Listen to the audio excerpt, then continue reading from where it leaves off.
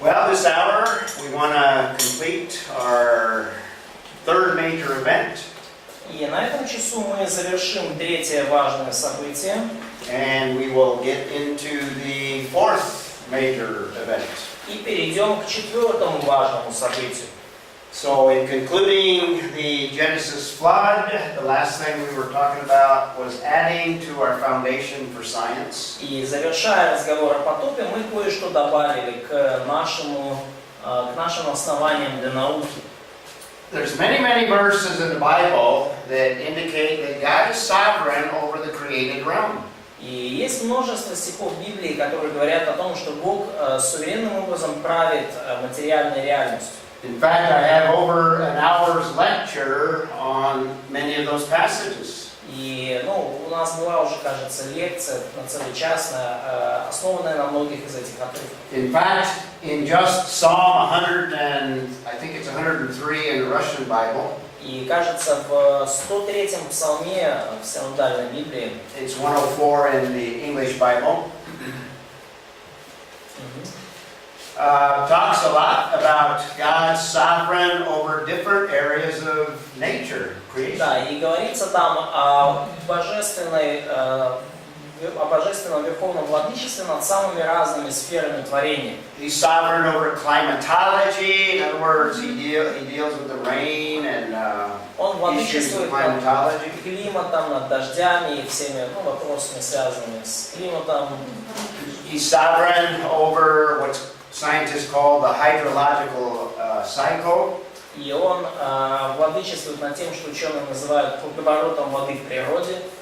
He's sovereign over all of the animals, providing their food and nourishment. Он владычествует над миром животных, обеспечивая им еду и пропитание. So he would be sovereign over zoology. И таким образом он владычествует над зоологией также. Botany as well. И ботаникой. То есть Similar psalm in Psalm 127. И очень похожий псалом в 127.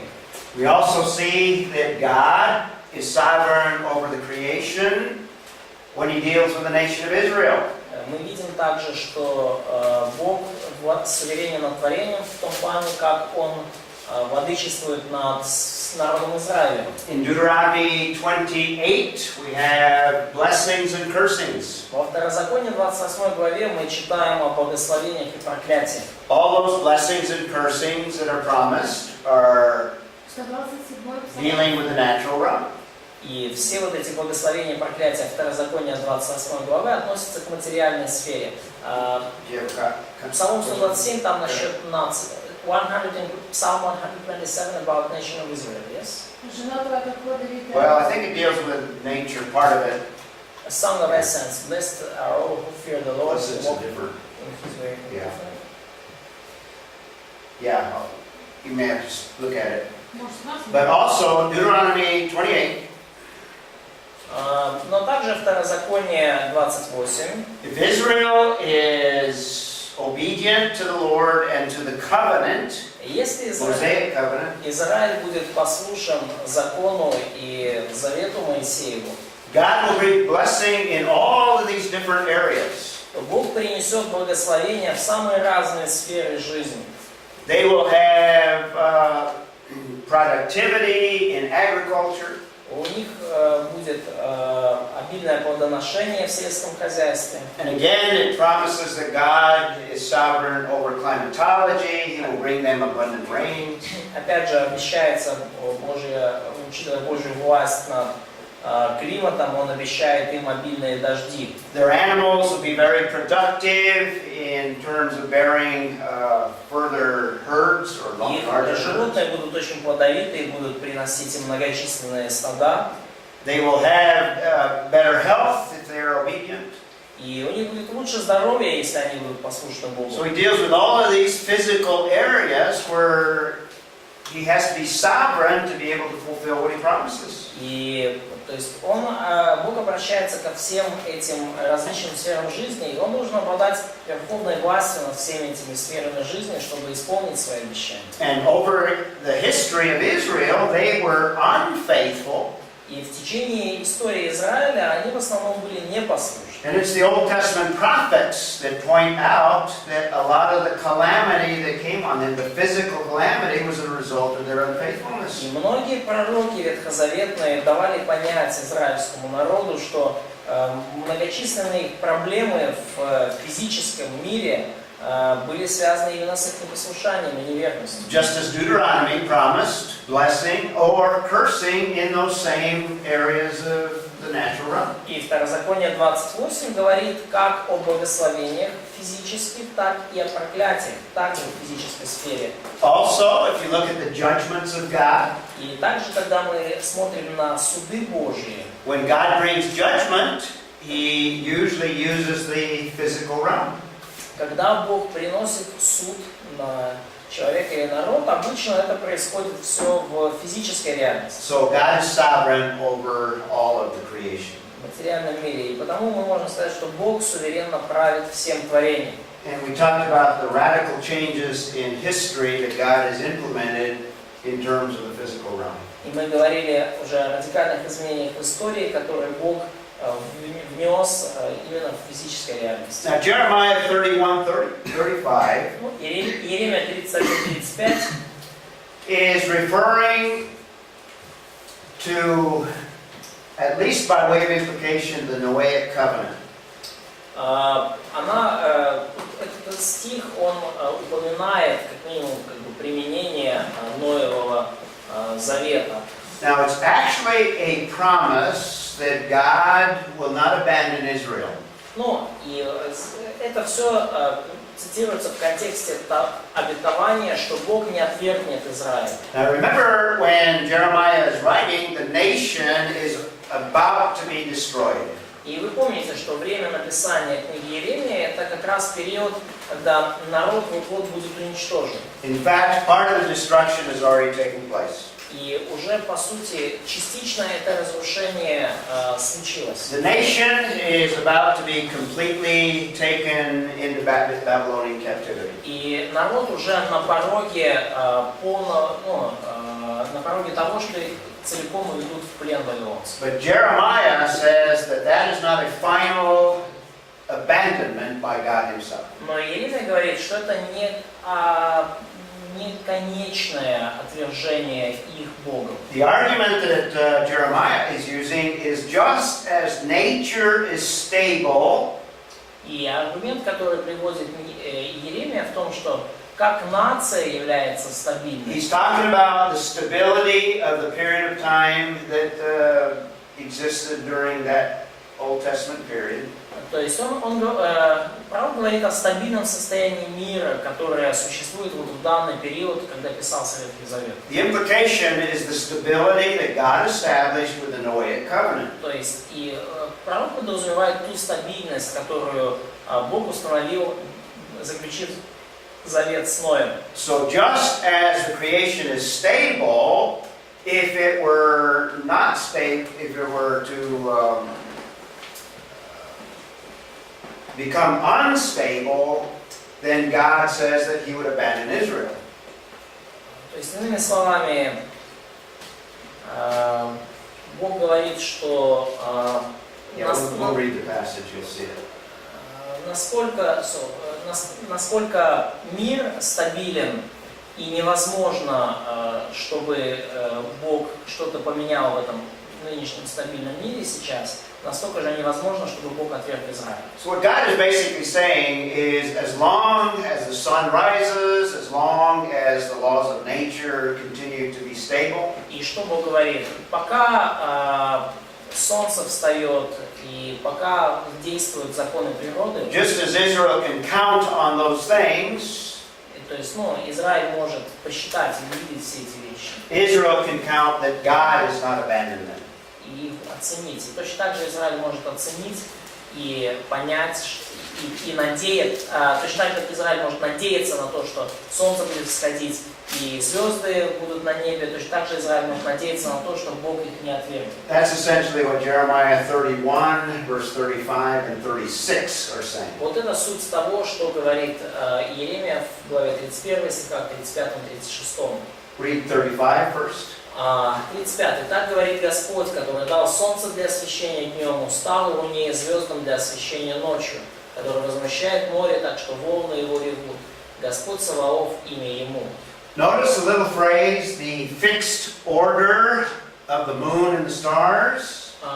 Вы вот заметьте вот это слово «уставы луне и звездам». In other words, there is a stability, there are these laws of nature that God has instituted. Иными словами, есть вот эта стабильность, есть законы природы, которые Господь установил. And then in verse 36, И далее в 36 стихе he gives it from the negative perspective. If that fixed order departs, then God will abandon Israel. И в 36 стихе Бог смотрит на это уже как бы с противоположной, негативной стороны. «Если сии уставы перестанут действовать передо мною, говорит Господь, то и племя Израилева перестанет быть народом предо мною навсегда». So in other words, as long as there's stability, then Israel has assurance that God has not abandoned them. Иными словами, до тех пор, пока есть эта стабильность, у Израиля есть уверенность, что Бог не отвергнет. Now Jeremiah actually repeats that same principle in chapter 33. И Иеремия повторяет тот же самый принцип уже в 33 главе. So it's very similar. So notice verse 25 first. И это очень похоже. И прочитайте в начале 25 стих. «Так говорит Господь, если завета моего о дне и ночи, и уставов неба и земли я не утвердил».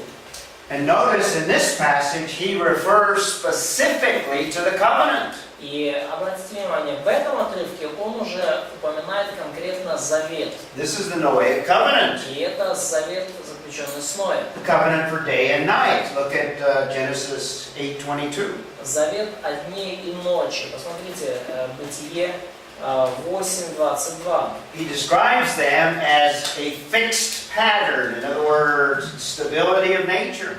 То есть он говорит о вот таком уставе, о конкретном порядке природы, что лето и зима, день и ночь не прекратятся. And it is God Himself that established it. И сам Бог установил это.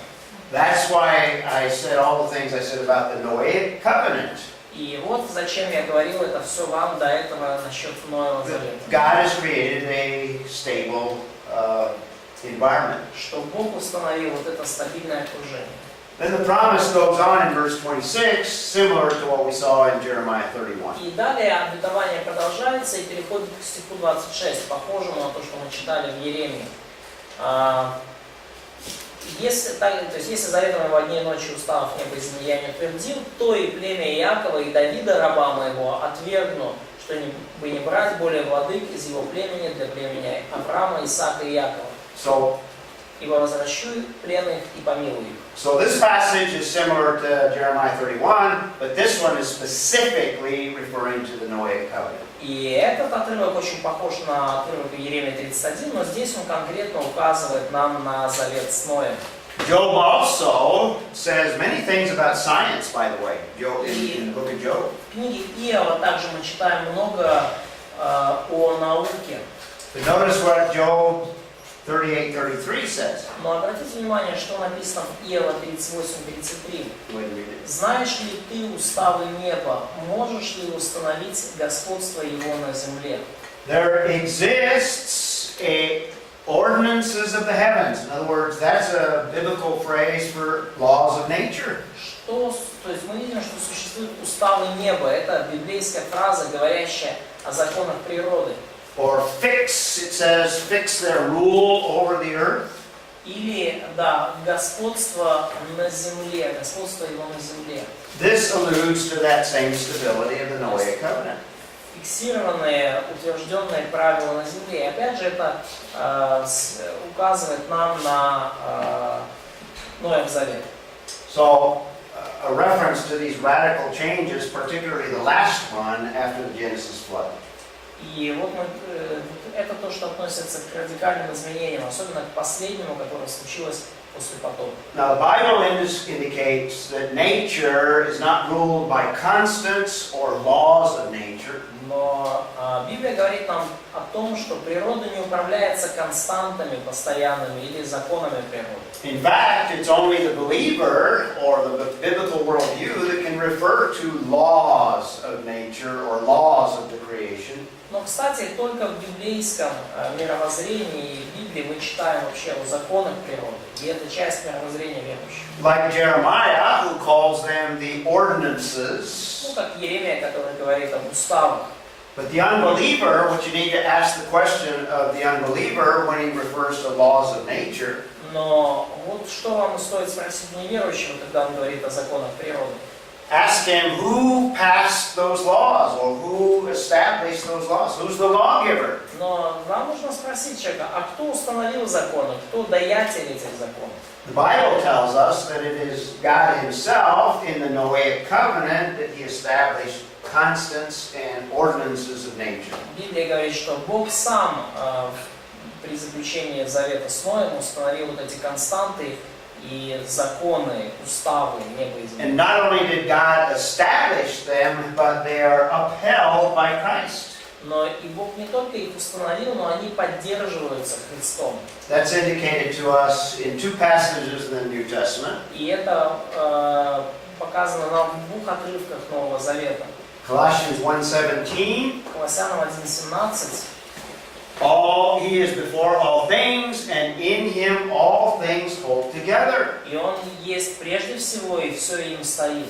In other words, He controls that stability or maintains it. Иными словами, именно Он поддерживает эту стабильность и осуществляет это. And Hebrews 1:3 says that He's the one that upholds all things, and He does it by His word. The word И is Евреям power. 1:3 говорит, что Он держит все словом силы своей. Он держит все и совершает это силой своего слова. The same word of God that He spoke everything into existence.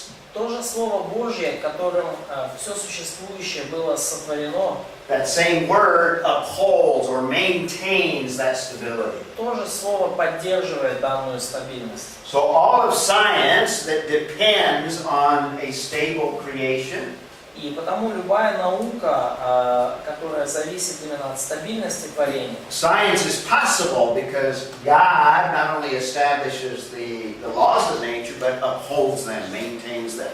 и благодаря этому любая наука возможна, потому что Бог не только установил нерушимые законы природы, но и поддерживает их в таком состоянии. So Christ upholds the laws of nature and constants. И таким образом Христос поддерживает законы природы и константы. And Hebrews 1:3 says that they're controlled by His word, not by laws of nature. И Евреям 1:3 говорит, что эти константы и законы поддерживаются Его Словом, а не... So there's your foundation for science. Это ваше основание для науки. This is the biblical worldview of science. Это библейский взгляд на науку. And it goes contrary to the secular, unbelieving view of science. И он противоречит светскому взгляду на науку, который характерен для неверующих. The unbelieving worldview denies God as creator.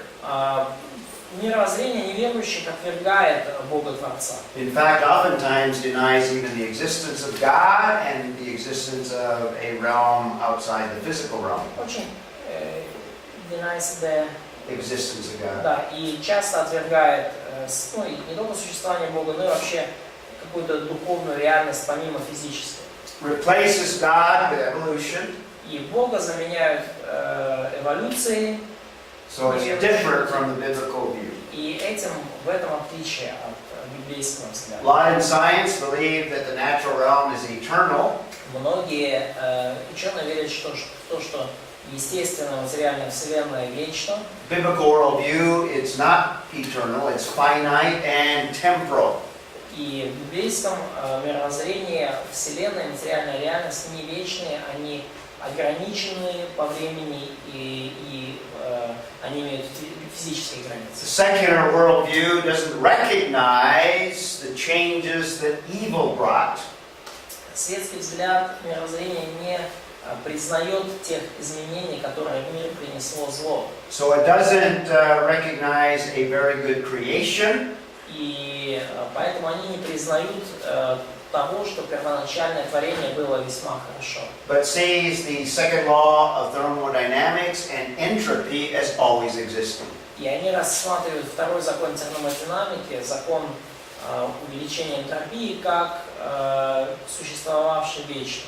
I think as a result of the fall, we have the introduction of entropy and the turning on of the second law of thermodynamics. И, как мне кажется, когда мы говорим о грехопадении, то мы уже видим, что в мире появляется эта энтропия, степень беспорядка, и что включается при этом второй закон термодинамики. Secular worldview leaves God out entirely.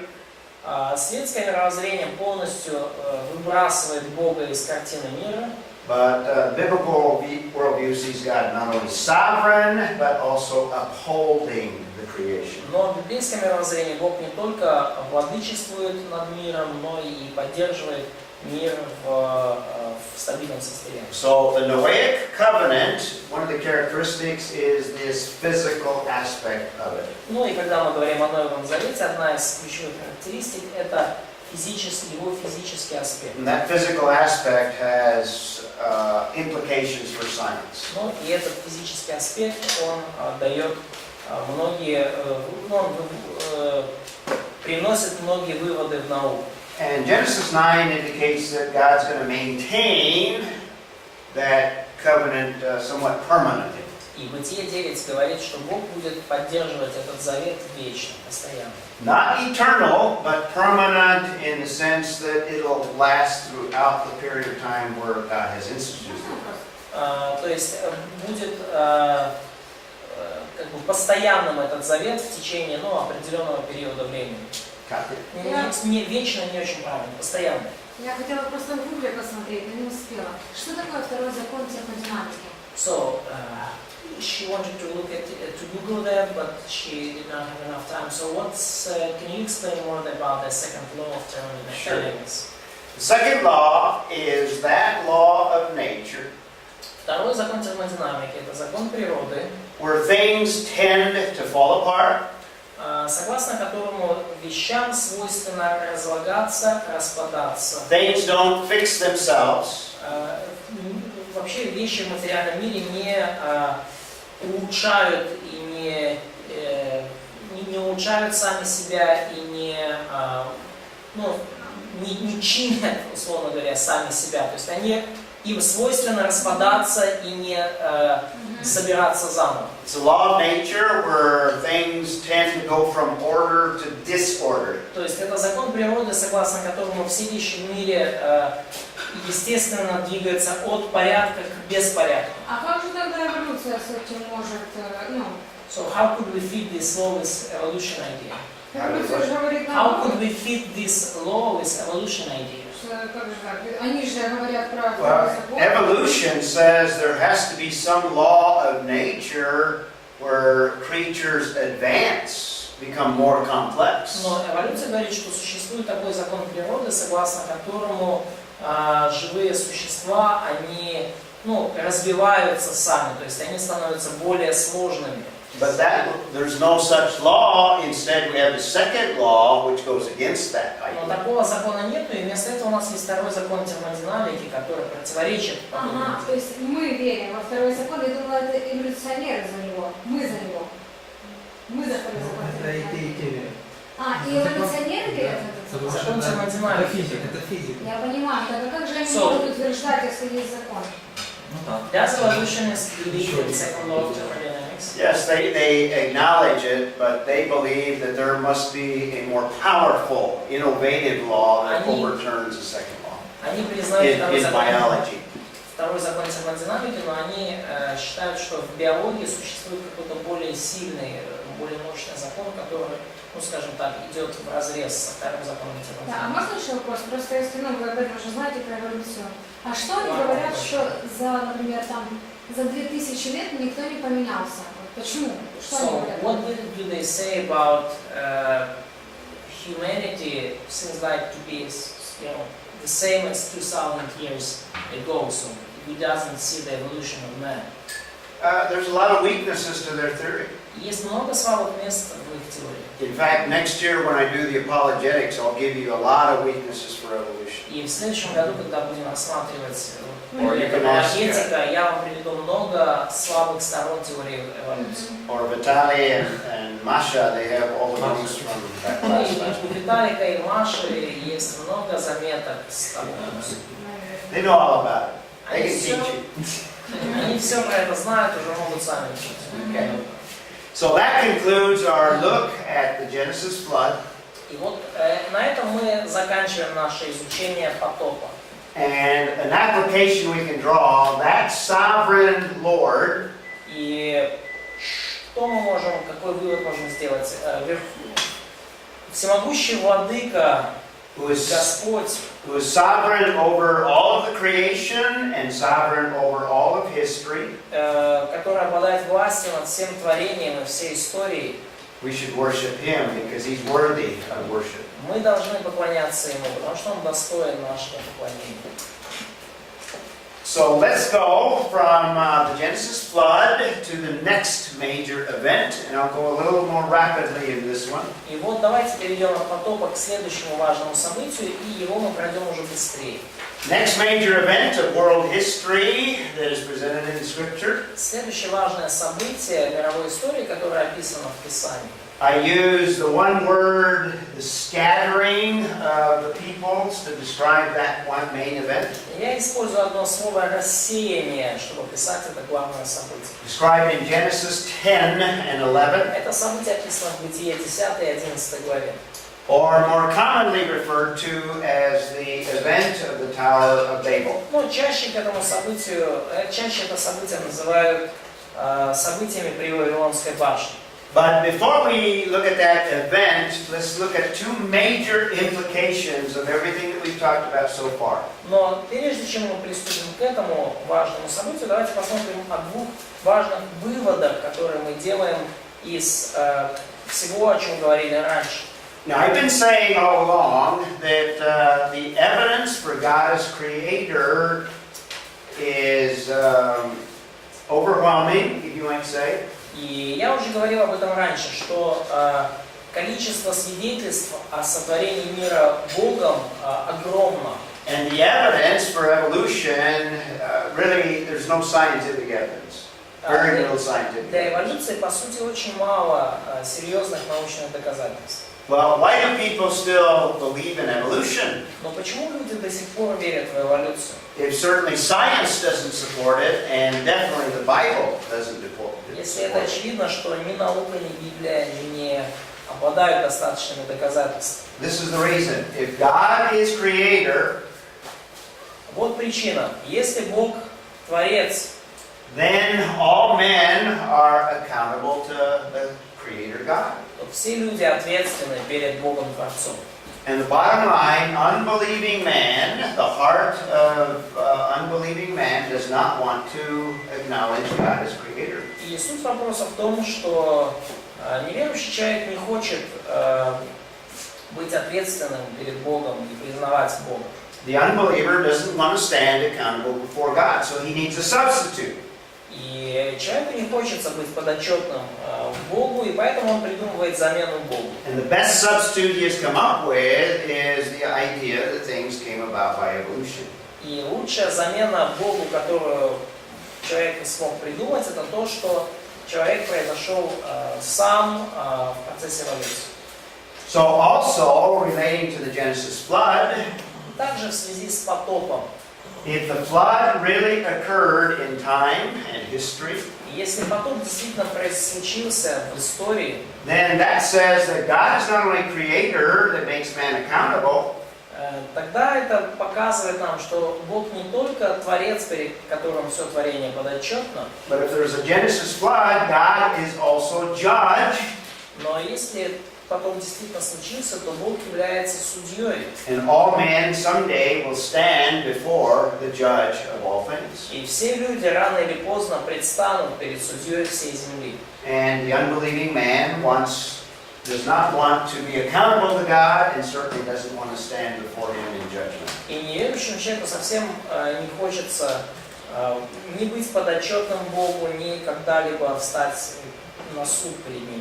That's why the secular world must have a substitute theory, the theory of evolution. И вот почему неверующему миру нужна какая-то теория, заменяющая Бога, теория эволюции. That's why the secular worldview has to say that there is no evidence of a Genesis flood. И вот почему светские люди, светский мир говорит, что нету свидетельств о потопе. And I hope I convince you that there's overwhelming evidence for a Genesis flood. Я надеюсь, что я убедил вас, что свидетельств потопа более чем достаточно. Just as the Bible describes. И что потоп случился именно так, как описывает его Библия. And God as judge is the one that brought that flood.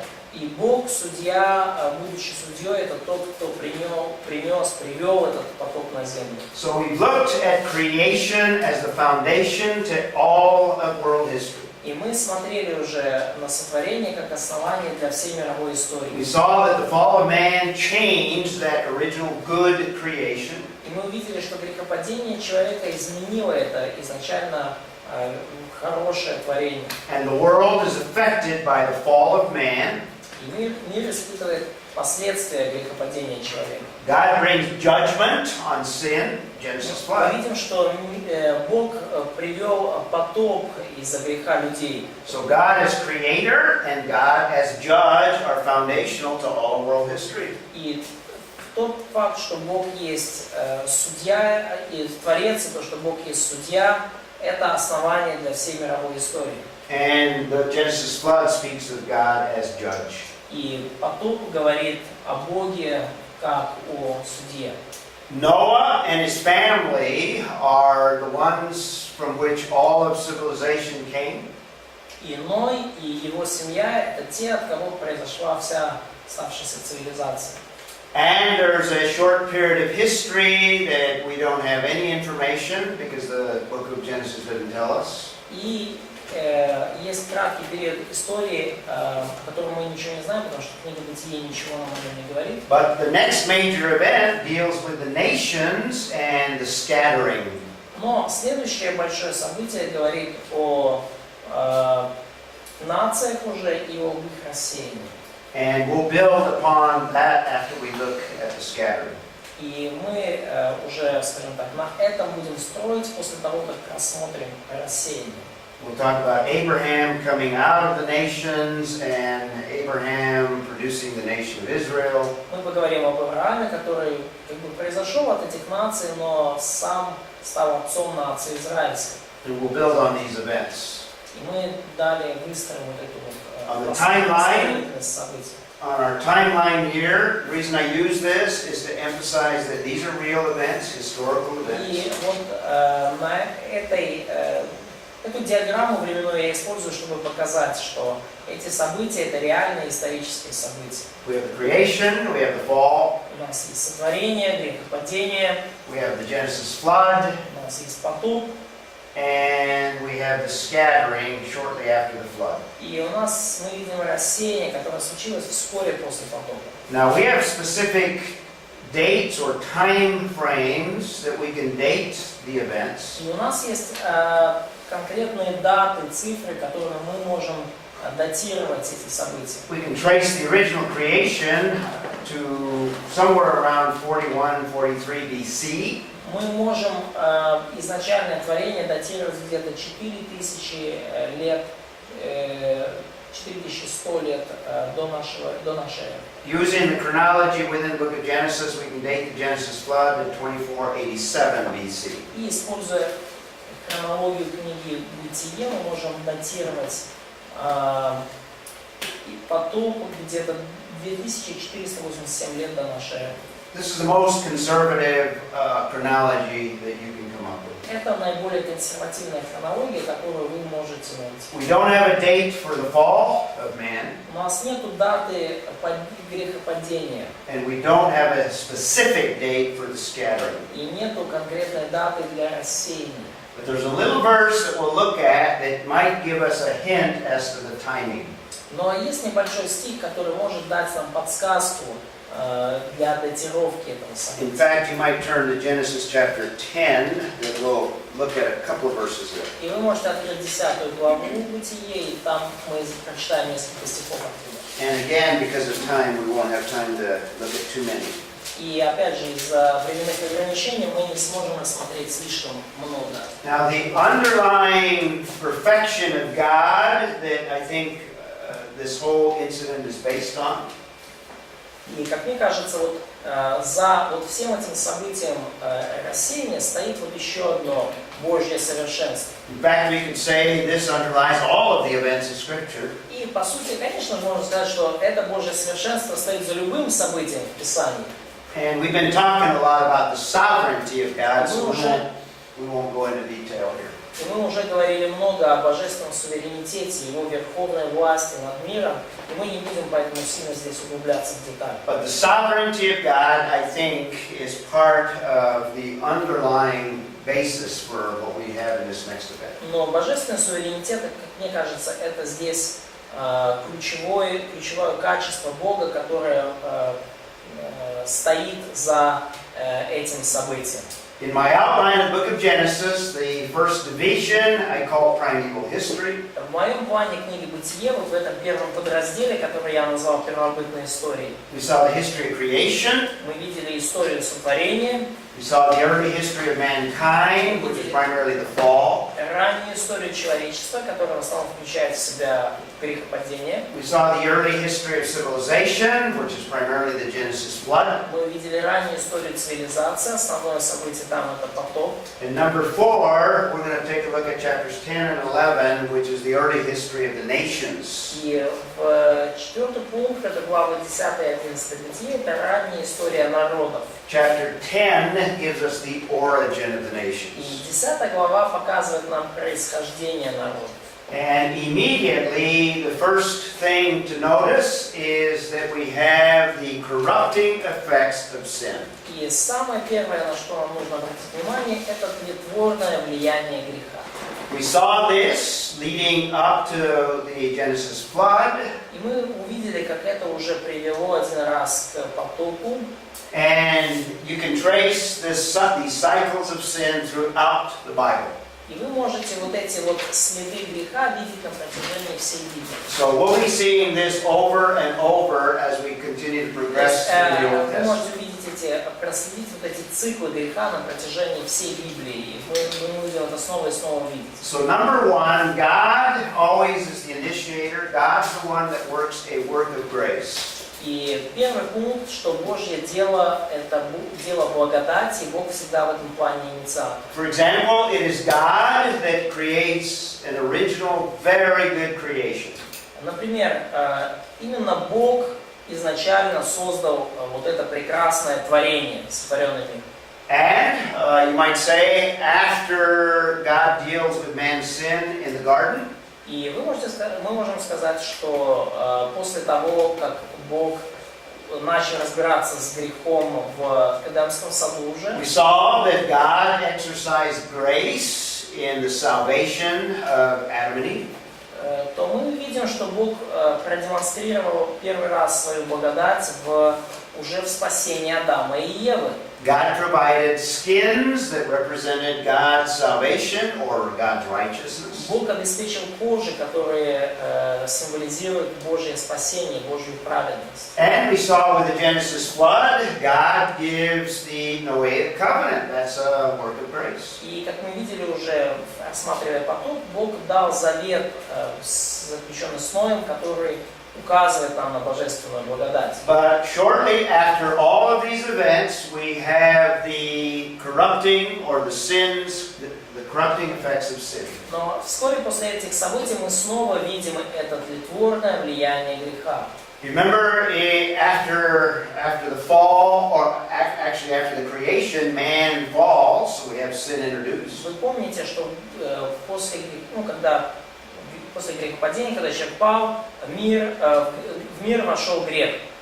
And then after God provides salvation to Adam and Eve, in chapter 4, we have the first murder within the family. И после того, как Бог обеспечил спасение для Адама и Евы, уже сразу в 4 главе мы видим первое убийство.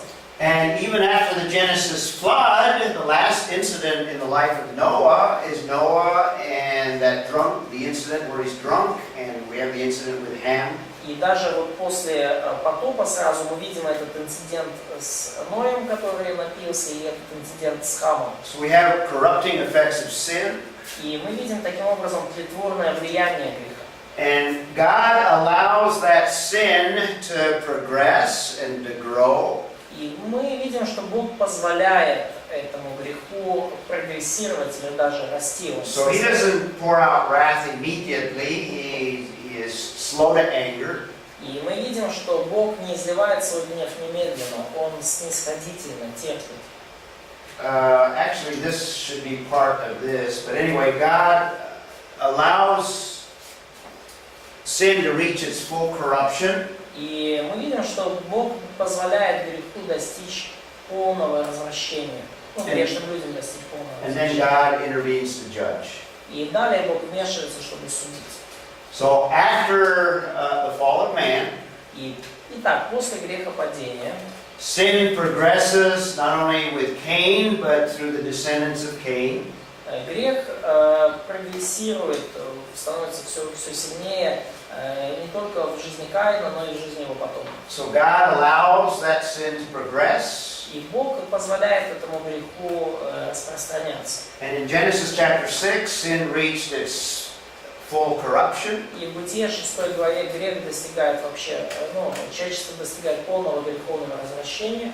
And then God brings judgment and salvation of Noah. И Бог приносит суд на землю и спасение для Ноя. Similarly, with the scattering after the Genesis flood, И похожая вещь произошла с рассеянием после потопа. we see Noah in that last incident where he's drunk and Ham and that sin. И мы видим вот этот Ноя, последний описанный инцидент из его жизни, когда он пьяный, также Хама и его грех. God permits civilization to develop and sin progress. И Бог позволяет цивилизации развиваться, и грех опять же набирает силу And среди людей. at the Tower of Babel, he sees that sin has reached its full corrupting effect. И при Вавилонской башне Бог видит, что грех достиг, то есть человечество достигло полного развращения. And Babel is an example of another judgment. И суд при Вавилонской башне – это пример вот еще одного суда Бога. And Babel is the origin of the nations. God produced nations from the results of Babel. И при Вавилоне мы видим начальную точку происхождения народов. При Вавилоне народы появились. Now, I wish we had more time to look at these verses individually, but let's quickly look at them. Хотелось бы, конечно, больше времени уделить этим стихам, но давайте рассмотрим их хотя бы кратко. In verses 1 and 2, we have an introduction to what's called the Table of Nations. И в chapter 10 So есть. chapter 10. В Бытие 10 главе, в первых двух стихах мы видим такое вступление, введение ко всем народам, которые у нас сейчас представлены в мире. And in verse 2, we have the first group of sons, the sons of Japheth. И в стихе 2 мы видим первую группу сыновей,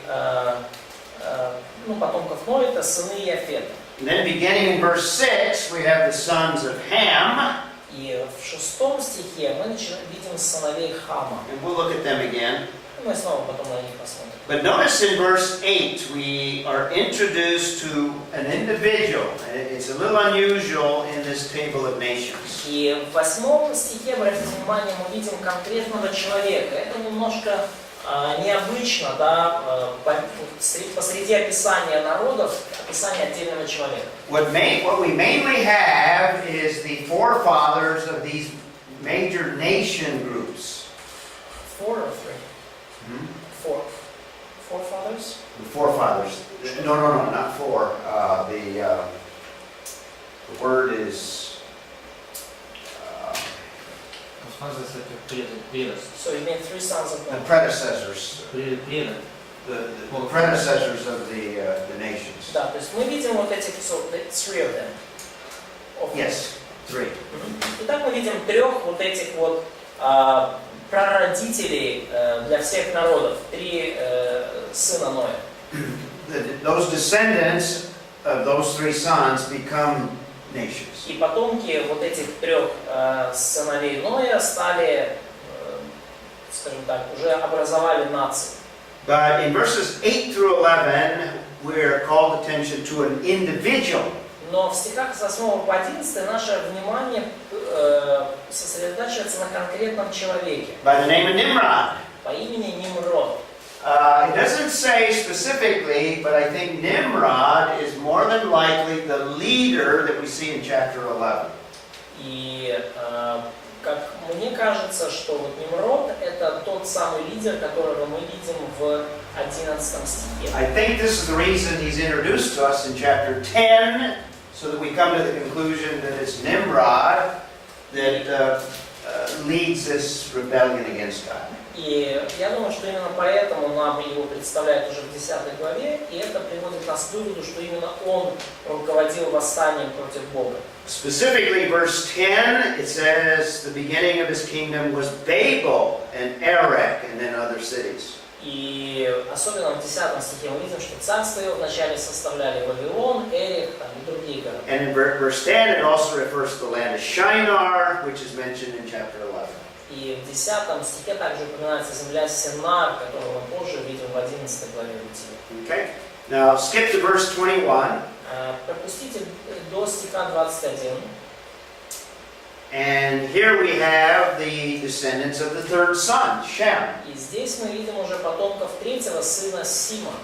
And notice there's also attention called to one individual in this passage. И также обратите внимание на еще одного конкретного человека, которому привлекает наше внимание автор отрывка.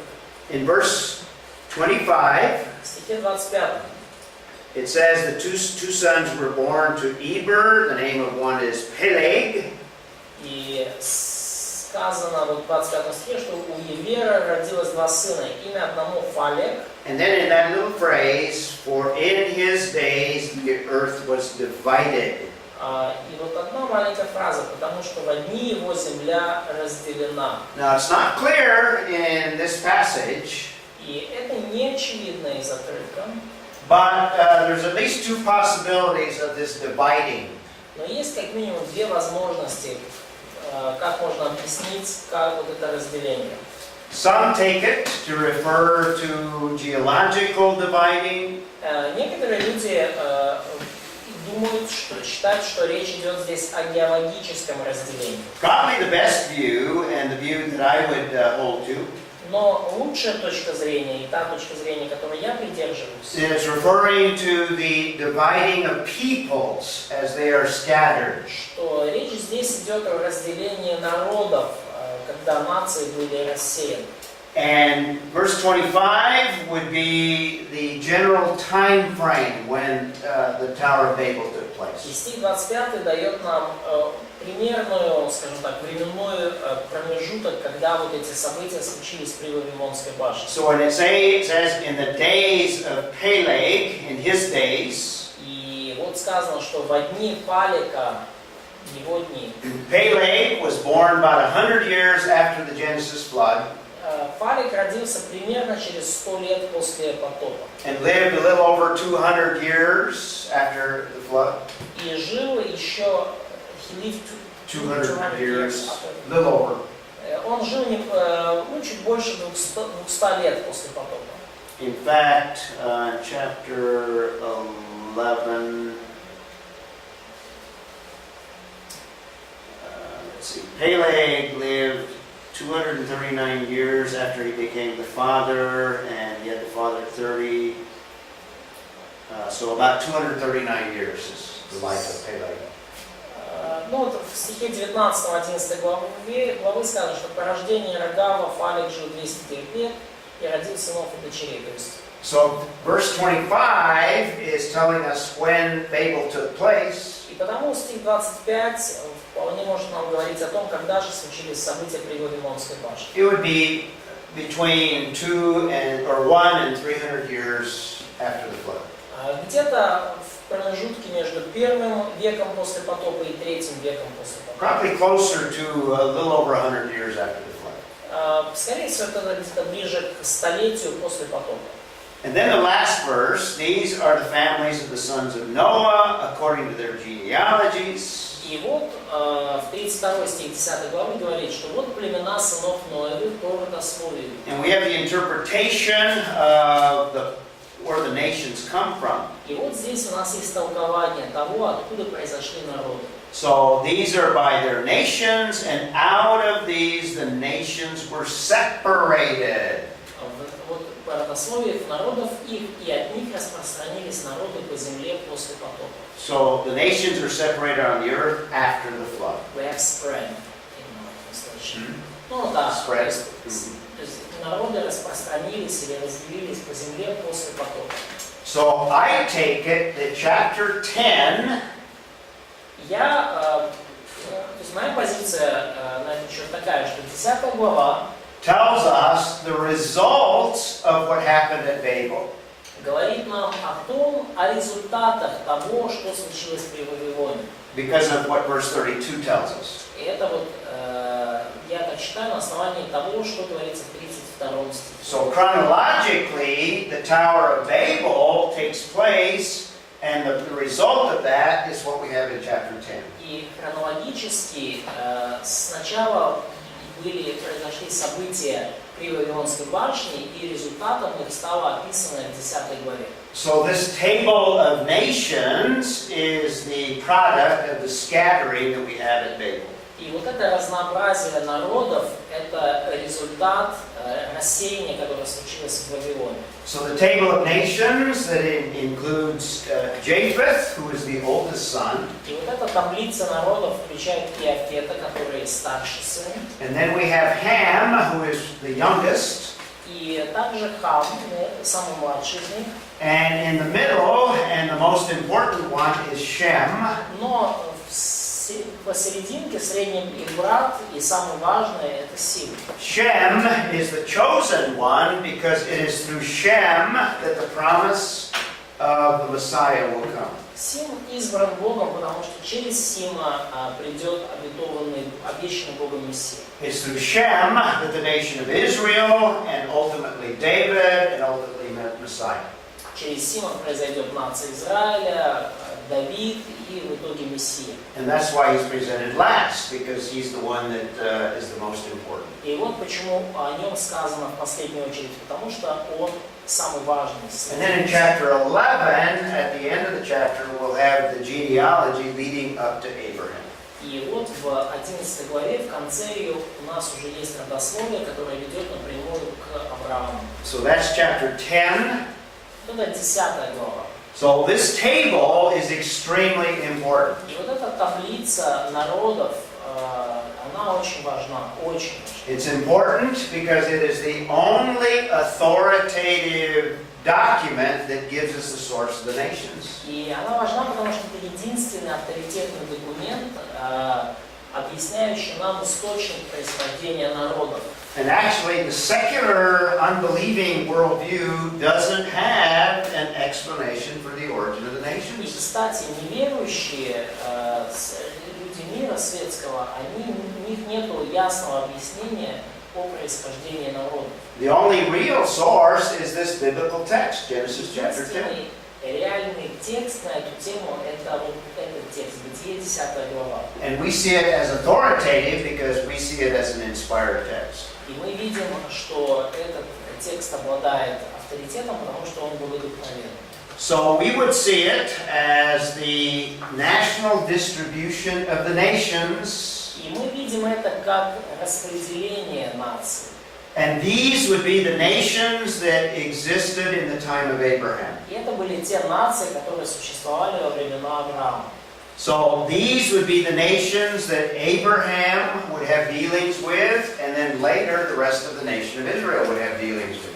И это будут нации, с которыми имел дело Авраама, и позже на протяжении всей истории эти нации также с этими нациями будут сталкиваться. So this table of nations is foundational to the rest of world history. И вот эта таблица наций является основанием для последующей мировой истории. These are nations from which nations even today came from. И это нации, из которых произошли все нации вплоть до современных нам. And this is why in Acts chapter 17, Paul says that all the nations came from one family. И вот почему в Деяниях 17 главе апостол Павел говорит, что от одной крови Бог произвел все нации мира. Noah and his 3 sons are the origin of all of the nations. Ной и 3 его сына — это источник, это те, от кого произошли все народы. Now these are also important because what we have here is a historical description of the situation at the time of Abraham. И то, что здесь описано, очень важно, потому что дает исторический контекст, историческую ситуацию времен Авраама. And if we had time, we could defend the historicity of not only chapter 10, but chapter 11. И если будет время, то мы защитим также историчность не только 10, но и 11 главы. And also we see a fulfillment of that oracle of Noah that is given at the end of chapter 9. И также мы увидим исполнение пророчества Ноя, которое мы видим в конце 9 главы. Or we have in very broad language a description of the future of these 3 sons. И где, да, конечно же, весьма очень общим языком описано будущее 3 сыновей Ноя. And we have the beginning of the fulfillment of what is described at the end of chapter 9. И мы видим мы вскоре увидим исполнение слов Ноя, описанных в 9. So very quickly, let me give you where the nations come from geographically. Я очень быстро изложу вам, откуда нации произошли исторически. And these are just the direct sons were the nations that came from them. И этот direct sons. The direct sons, first of all, of Japheth. Вот, и это просто вот прямые потомки Ноя и его сыновей, от которых произошли все нации. We have Gomer, where most of the Europeans came from. Мы видим Гомера, от которого произошли почти все европейцы. We have Tubal, where the probably Russians and Ukrainians probably came from. Мы видим Фувала, от которого, скорее всего, произошли русские, украинцы. Javan, where the Greeks came from. И Иаван, от которого произошли все греки. Tyrus, probably Turkish people, at least northern. И Фирас, от которого произошли люди в Турции, по крайней мере, на севере ее. Meshech, Magog. Мешех и Магог. Madai. Мадай. So those are the descendants of Это все потомки Иафета. Ham, we have the Canaanites. They're very important. They're going to have dealings with the children of Israel throughout their history. Мы видим Хама, да, и вот его потомков, и сам и Ханаан очень важно, потому что с ним будут иметь дело все потомки израильского народа. Put, probably Libyans. Фут, это ливийцы. Misraim, Egypt, very clearly, and we're going to have a lot of history with Egypt. Мицраим, это Египет, и очень, конечно, много историй связано с Египтом. And Cush, probably all of the African nations come from И Cush. Куш, это, скорее всего, все африканцы, все африканские народы произошли. Probably from Cush and Put, the African nations. Скорее всего, от Куша и от Фута произошли все африканские нации. And then from Shem, we have the Semitic peoples. И вот от Сима мы видим, произошли все семитские народы. We have Lud. У нас здесь Луд, We have the Arameans. Арам, и от него произошли все арамейцы. We have Assyrians. Мы видим здесь ассирийцев. Pakshad, that's where Abraham will come И from. вот Арфаксад, от него произошел Авраам. Off the screen there, we have the Elamites. И там вот за уже просто срезалась картинка, но мы дальше видим илимейцев. Probably Persians. Скорее всего, персов. And some of the eastern peoples come from there. И, скорее всего, многие восточные народы от него. So these are the Middle Eastern peoples. То есть это вот Средний Восток. With all of them together, Вот все они вместе. probably the Chinese, the Japanese, the Easterns either come from a combination of this group and the Elamites. И, скорее всего, японцы, китайцы произошли, может быть, как комбинация Мадай или Maybe combinations, or maybe individually they would have progressed east. ну, или как вместе, или по отдельности они распространились туда дальше на восток. And with present-day boundaries, you can see the same peoples. И, в общем-то, вот здесь уже современные границы, вы можете видеть фактически те же самые народы. Let's take a break and we'll move into chapter 11 next hour. Do you have a question before we break? Двинемся дальше к 11 главе.